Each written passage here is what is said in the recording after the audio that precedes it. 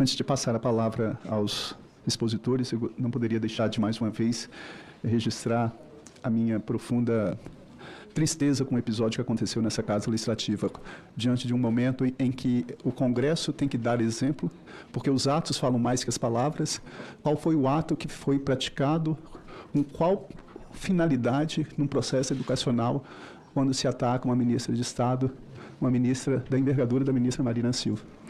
Quando se ataca uma mulher aguerrida, comprometida, uma mulher negra, uma mulher que vem de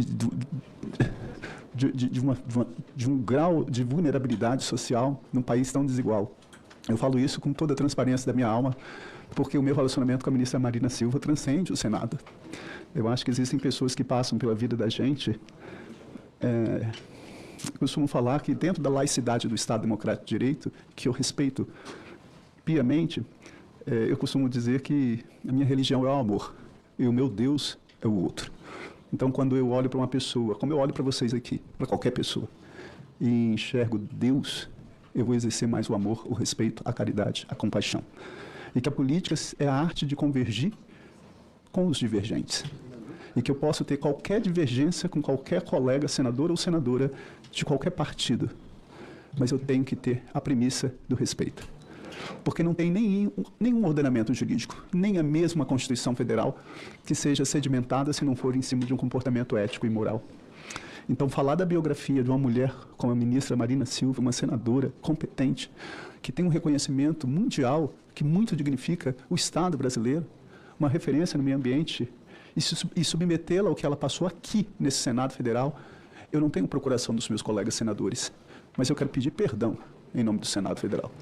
Perdão à população brasileira, perdão a todas as mulheres, perdão a todas as mulheres negras, perdão a todas as mulheres que sempre são silenciadas.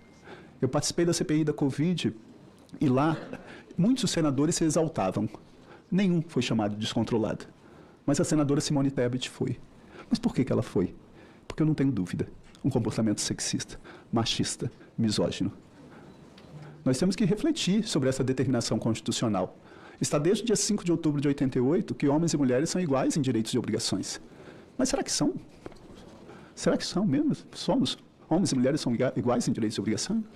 Eu não tenho dúvida de que nós estamos longe disso ser uma realidade. Eu participei de uma audiência pública numa Assembleia Legislativa que, por uma questão ética, não vou citar o nome, tinha 24 deputados, todos homens. Isso tem que me dizer alguma coisa. Se não me disser nada, tem algo errado comigo. Porque 52% da população ou mais são de mulheres. Dos 3 poderes, o único que nunca foi presidido por uma mulher foi justamente esse. E quando você recebe nessa casa, no Senado, uma ministra de Estado, da conduta ilibada, da representatividade, como a ministra Marina Silva, e ela sofre o que sofreu aqui, todos nós sofremos. Porque isso está para além de campo de ideologia, de partido político. Mas isso me envergonha. Isso me envergonha, porque qual é a comunicação que se passa para a população? Esse é meu primeiro mandato como senador, eu nunca fui político. Mas eu aprendi, na minha plena convicção, o parlamentar, a função dele é usar a palavra para apresentar o Brasil aos Brasis. E qual foi o Brasil, qual foi a comunicação que nós apresentamos ontem? Infelizmente, até agora eu fico assim, estarrecido com tudo o que ela sofreu naquela sessão, uma sessão que eu ouso falar, que foi uma sessão de uma verdadeira tortura. Mas ela ali, com a altivez, se manteve firme, forte e disse efetivamente e impôs o que é uma mulher dentro do Estado brasileiro. Mas é um comportamento nosso, de todos nós, tentar fazer com que essa premissa constitucional de que homens e mulheres são iguais em direitos e obrigações, um dia, deixe de ficar deitada eternamente em berço esplêndido no artigo 5º da Constituição Federal e entre efetivamente em vigor no Estado brasileiro. Mas ainda nós não vivemos essa igualdade estabelecida no texto constitucional. Eu lembro que quando as mulheres tiveram direito à licença maternidade, todos comemoramos. Mas o que as empresas começaram a fazer? Não contratar mulher ou exigir atestado de esterilidade. E o processo legislativo ele é muito contundente. Eu sou professor de direito penal. Não há crime sem lei anterior que o defina, não apenas sem prévia combinação legal. Então você tinha um comportamento ético moralmente reprovável, mas ele era lícito. E passou anos até que veio o Congresso e criminalizou essa conduta de exigir atestado de esterilidade. A mulher até antes da reforma do Código Civil, ela era considerada semi-incapaz. Semi-incapaz. Eu lembro do meu pai, a minha mãe usava o CPF do meu pai. É esse o Estado brasileiro. Sexista, misógino, racista, homofóbico, xenofóbico, e que nós temos que fazer de tudo. Nós não podemos perder a capacidade de indignação. Então, me perdoe por esse humilde desabafo, mas eu, como parlamentar, não poderia me omitir diante da gravidade do que aconteceu ontem aqui com a ministra Marina Silva e, consequentemente, com todas as mulheres, porque não foi só ela que foi atingida. Não quiseram silenciar apenas a ministra de Estado Marina Silva, mas todas as mulheres. Essa é uma prática que, infelizmente, a gente vê. Quando você quer desqualificar uma pessoa, você ataca a orientação sexual, ou você ataca a cor da pele, ou você ataca o gênero, ou você tem um comportamento etarista, e que compete a todos nós lutarmos para abolir toda e qualquer forma de discriminação.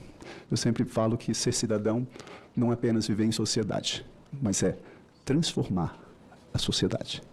E nós precisamos de homens e mulheres que não sejam covardes, que tenham a altivez, a determinação, a força e o vigor da ministra Marina Silva. Muito obrigado.